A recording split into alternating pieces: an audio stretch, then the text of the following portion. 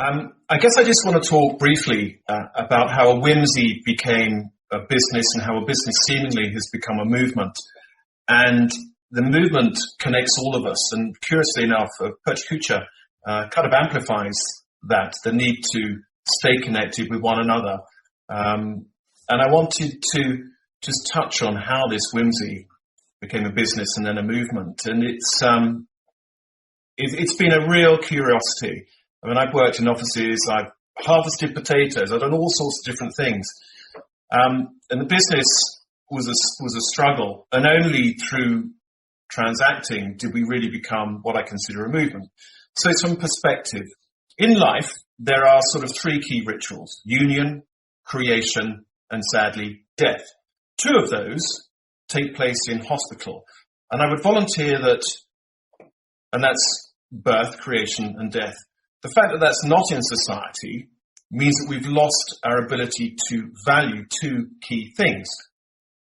So when we consider union, it may or may not be formal marriage. It's a happy event. And if you see it, it may lift your spirits, it may not. But it's a joyful moment that we understand is a moment of sharing. Now, I've got teenage daughters. I desperately miss the fact they're very young. And when I see a baby, again, it makes me feel incredibly happy. It's a joyous moment. It's a moment where I want to reconnect with a sense of innocence. But of course, this all happens in hospital by and large. It's not something we see in our day-to-day life. Now, sadly, the last one, this is a showstopper. This is where people go, oh, hang on a minute. Actually, something big and something real is happening. And we really need to recognize this, because I think it helps us understand why we're here, what we're doing, and how we evaluate life, friendships, etc., etc. So we build barrows. They're stone structures that were originally built by the earliest farmers some 5,000 years ago. And it was the earliest form of social networking where people came together to share. They would have shared education, emotion, ritual, but of course they were also built to venerate the dead. Here's an example: New Grange in the Boyne Valley, built 5,000 years ago, which was pre the pyramids of Giza, a pre-Stonehenge. It was built to venerate the dead. It's actually a marvel because the light shines on the winter sunrise to a very specific point. The West Cannet Barrow in Wiltshire would have been a striking example because the sides were lined with chalk. It was very territorial, we believe. But again, same purpose: venerate the dead, share, and recognize the value of life. So our business is built around that. And here's the first whimsy, if you will. My co-founder was commissioned to build this.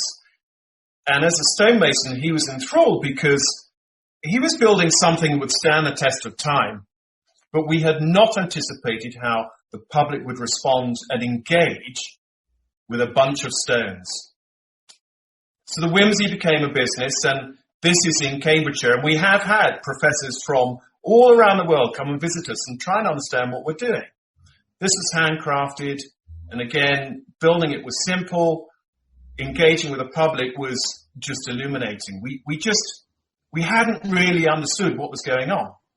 This is the interior. And when people come to us, they come for many reasons, but principally through curiosity and principally through need. And in that process, they share. They invite us into a very emotional conversation, which of course is humbling, but it really makes you think.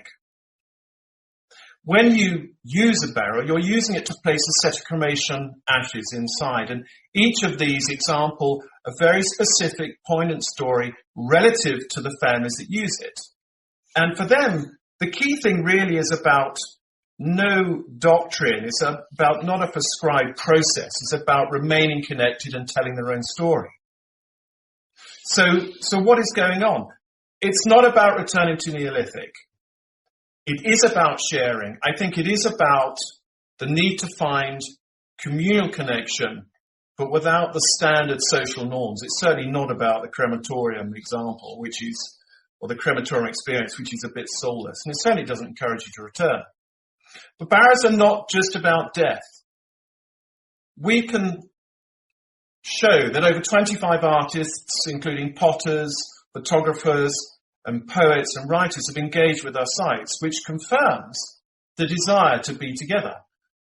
Funnily enough, we did appear on Countryfile, and I do wonder if we'll move from Countryfile through to the Antiques Roadshow at some point.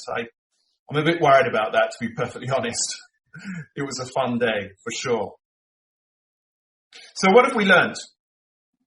We've learned, a bit like PechaKucha, that people need to stay connected. What I've learned is that people, when you engage with them in conversation about life's final ritual, they all have a view. And actually, it's quite engaging. It's a life-affirming experience. Why is it a movement? Well, because we see people coming together to share and express something that they may not ordinarily have done. It was the big surprise. We had not expected this at all.